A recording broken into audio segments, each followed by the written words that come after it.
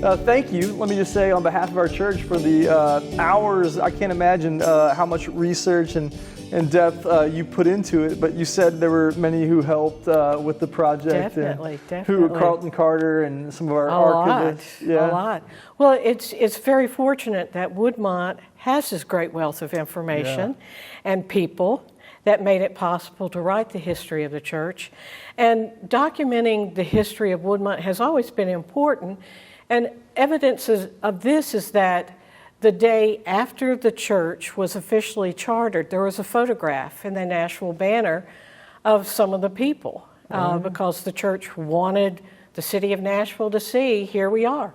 It's great. What stood out at you is something that maybe you didn't know. You've been a member here a long time and your family has been involved in Woodmont a long time, but was there anything that stood out to you as a real surprise as you were digging through these archives about Woodmont's history and Woodmont's story?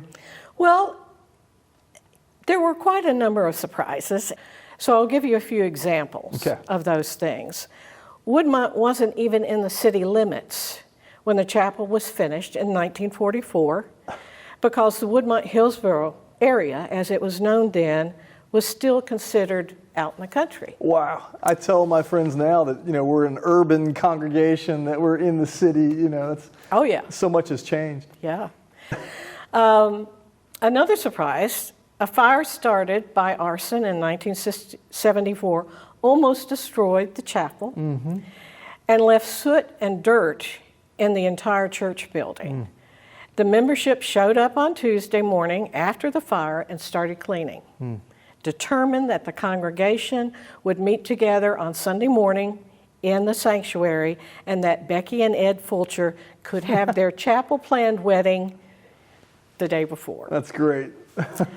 When you think over the whole story of Woodmont, where do you see those moments where the work of the Lord was so clear and so evident that the church got behind what God was doing?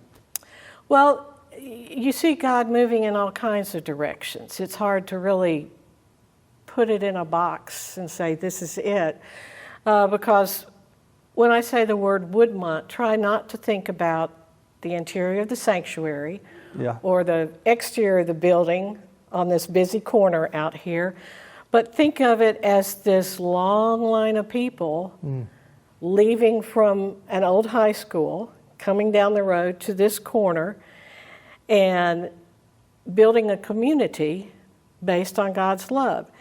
And the line keeps getting longer, of course, all that time.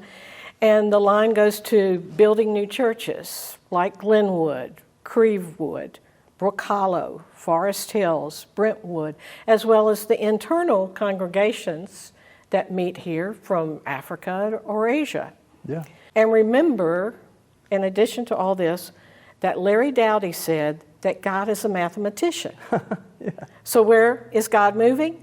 Do the math. When you take the initial thinking of Roy Green, who saw the need for this church, and add the focus begun by that small congregation that wanted to be a Bible-centered place of faith and community, and add to that the aggressive spirit of Christian stewardship and missions that Dr. West built with the congregation, you have the start of a powerful legacy.